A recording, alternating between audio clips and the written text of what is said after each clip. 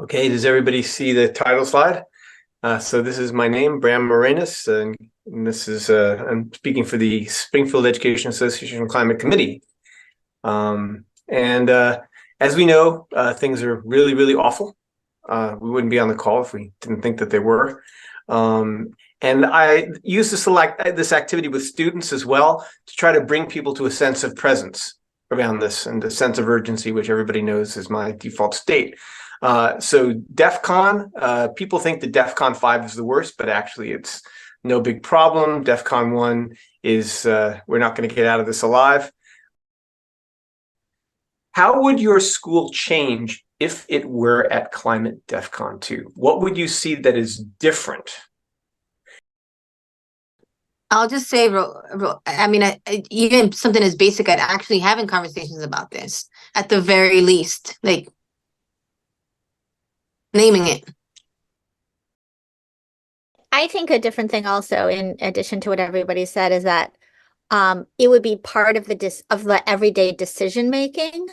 Like if you're thinking about ordering something, you might think, what's the climate cost of ordering this? Not whether we can afford it from the budget, but what's the climate impact? What's the carbon cost? So I think it's around everyday decision making. So the summary is that school DEF CONs are at 4s and 5s. We have an idea of what 2 would look like, although working that all the way out and how we get those priorities to actually be reflected in a way that doesn't stop everything from happening, that's a little bit harder. We know that there are things that the locals can do around curriculum and around resource allocation and around just the way that we think about things.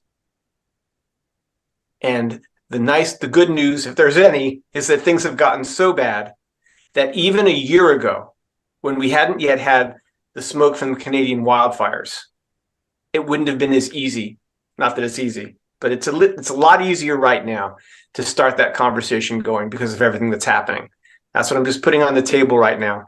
And, when I was talking to these students in our conservation committee before, and I said, hey guys, does anybody remember the wildfires? Anybody remember how you couldn't breathe the air? Has anybody thought about that in the last 3 months? It's like gone. So in a way, holding a memory of what's happening, bringing it back into a conversation is a way of moving everybody forward. It quickly became apparent from at the district level that this building would need to be completely replaced. And in the process of that organizing, there was a lot of parent involvement, a lot of community concern about this building, and of course about the students and the teachers who were getting displaced. And we're going to go through this multi-year process of hopefully getting a new building. And in all of that muck, there were a few voices of parents who were talking about what they dreamed of for this new building. And there are a few that mentioned things around climate, like why don't we have a building that's zero emissions? And we now have a working group of folks, about 8 of us, who are most closely aligned with it, who started off thinking about how can we make sure that this building gets rebuilt to the highest, current climate standards possible, to make it a totally climate resilient building, zero emissions, all of the bells and whistles. I guess this is just a story of this sort of organic creation of folks who connected with each other around a specific, very localized issue. And we've built some momentum toward trying to address a broader set of issues within the district. We're using that infrastructure to build out our committee with the hopes of getting teachers the curriculum that some of our teachers in the core group of organizers have already used. And that's basically our project right now. So we're really in the stages of okay, we've got our core group of organizers, and we're trying to slowly build it out. Because we know for a fact, in a union as large as ours, there are going to be people that are passionate about this stuff. And people experience it every day, especially now. It's gonna be 50 degrees this next week in Western Mass. Like it's insane. And so it's just it's a matter of finding where these people are in our union. From my perspective, as a member of the SCA executive board who wants to change this, this is also a project in trying to just expand the democratic practice of our union by creating more opportunity for people to come together. And the climate committee is an opportunity for people who are passionate about the climate to get together in SCA, share resources, brainstorm projects within the union, etc. The other aspect of our work is, since I'm a web guy, to try to use a website to share climate units. So this is the SCA Climate Committee website, and we have a suite of units. Some of them are involved with recycling and composting and waste. And that's John Donovan, who might pop on briefly at the call tonight. We'll see. And his students. This is another example, like Alex was talking about, how you find one local issue and everything builds around that issue. So these students were just exploring something about school waste, and they had the idea, well, what if we, instead of using styrofoam trays, would use compostable trays? And they talked to Marriott that does our food service, and they talked to different people, and they ended up getting the ear of the superintendent, and the superintendent ended up saying, you're right, we should use compostable trays. So this one tiny little group of students in this one tiny little school, and now 22 schools are going to be doing the compostable trays, and then it'll be the whole school district. And now they also analyzed all of the food waste that comes out of the cafeteria, and it's like, well, why don't we compost this? And now that's going to start happening. They have a pilot happening, and all of these things, the kids are on the Mass Live News. All this stuff builds upon each other. It doesn't take a whole lot to get some momentum, and that's a really important message. One just has to start.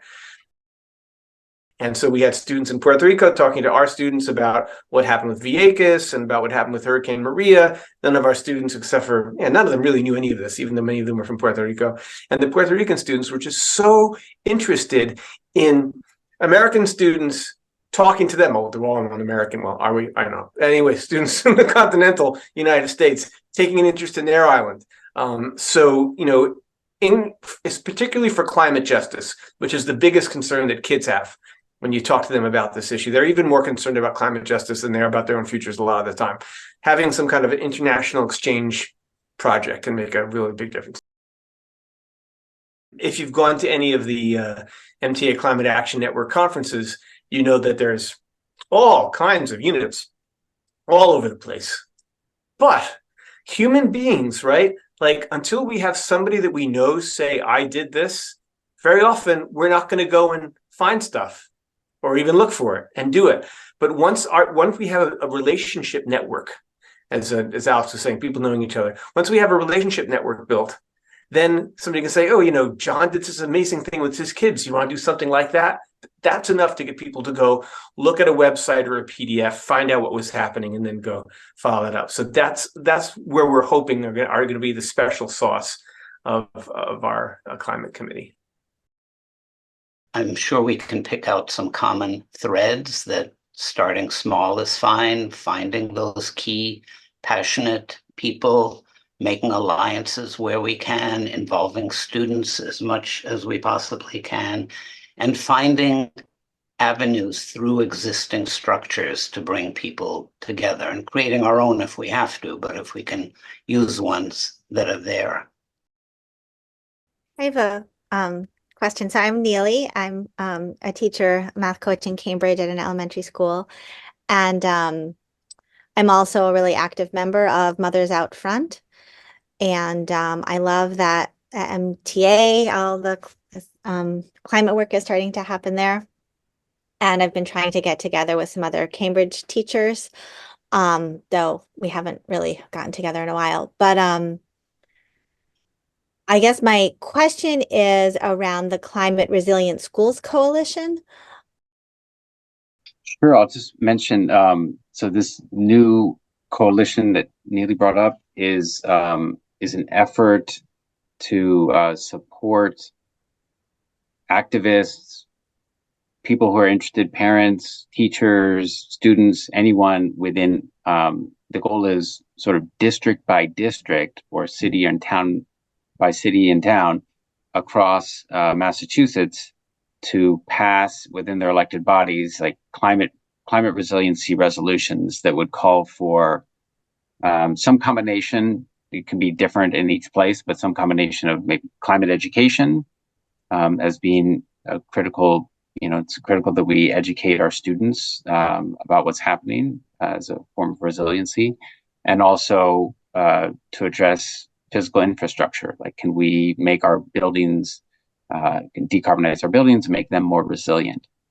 And so, as Ferd said, this is just getting off the ground, and I'm also really excited about it. I know that there's going to be an organizing meeting coming up in a couple of weeks where they're asking people to come together with other folks from their city or town or from their local, depending on your context. And I don't think, we have some sort of broad examples of where resolutions like this have happened in different parts of the country, but none yet so far in Massachusetts. I know that it's become one of the goals of that school decarbonization committee that I talked about earlier, we've adopted that as one of our goals, is to try to pass the resolution within our school committee and or the city council. But right now we're just at the phase of like, let's look at some draft resolutions, and we're trying to set up some one-on-ones with some elected officials to begin talking about it. That's as far as we've gotten in Somerville. But again, I know that people are just starting to organize in different areas around this. The students that I met with in Westfield, where I am now, and they said, none of us are talking about that in class. I said, well, you don't need a teacher, right, to start talking about it. Like, if you find an opportunity in a class discussion to bring up a climate angle, then there you are talking about it. And they're like, yeah, what if the teacher doesn't know about climate? I said, well, you got Google. Like, you can tell the teacher, it's okay, we got this, and start having the conversation, start exploring on your own. So that's why I'm thinking that parents having conversations with their kids, and parents saying to their kids, hey, can you start bringing this up in social studies? Can you start bringing this up in history? Bring this up in math, whatever. Start seeding conversations and seeing what happens, and you'll make a difference that way. And kids get that, and you can't argue with that. I just wanted to say I came to this group. I started a little class on climate change, climate solutions that the science teacher in my Westwood district is offering. It's got sort of 25 teachers from all levels of the school, and I'm really excited to hear about this work that's going on. I'm a literacy specialist, and I would love to see, content literature from K to 12 and the work we do as lit specialists be related to climate change. I'm teaching a one-child fluency one-on-one, and the thing he's most interested in is looking at the solar meter on my phone to see how much energy my solar panels on my house are making. And I feel like, especially in Westwood, there's a sense, and I've heard about it specifically in this class I'm in, that certain teachers are afraid to broach this subject because there's been pushback from parents saying various things you can imagine. But it feels like I'm excited to hear about this group. I also have not been active in my union, but I'm listening to you all, and I'm figuring this is the time to get involved. And through this class I'm in, bringing that up as an opportunity to bring some of those voices to the union. And we are moving. I'm in an old school, and 2 schools are merging into a brand new net zero building that the town has put up. We're moving in several weeks. So, there is the curriculum right there that these kids are moving into. Anyway, I'm glad you're out here, and thank you for educating me just in this short time. And I'm looking forward to following along and doing more practical things. I think because of my involvement with Mothers Out Front, I also where we think a lot about relationship building and about how important it is to grow the number of people involved in climate action. I saw in probably something that you've heard or Alex said, like somebody sent something out that, and I realized there might be other Cambridge teachers on your list. So one of you sent me the name of other teachers from Cambridge, and I just emailed all of them and suggested a time to get together. This was last year at some point. And a group of us met either 2 or 3 times, and then came to the event in Newton. And what's tricky is it's mostly high school teachers.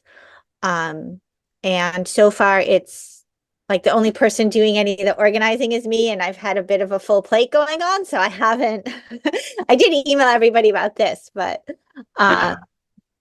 email isn't always enough. You know, a lot of the best organizing is through conversations with people. And those are harder to have when we're spread out across buildings. We recently, like in the last 2 weeks, actually put together a proposal, thanks to Somerville people, because we definitely used some of your language. So thank you. And we're hopeful that it's, it got some excitement, actually a lot of excitement from our union leaders. And we're hoping to put it through the negotiations this next round of contracts. So that's just a quick thing, and we are hoping to also create a week of action, a climate justice, climate change week of action. This year, the Earth Day actually falls on, it's not during the April break. I think that it's that Monday or Tuesday when we get back. So we're hoping to plan out a week of action for that week. This is, again, climate change. My school building had been for a long time too hot.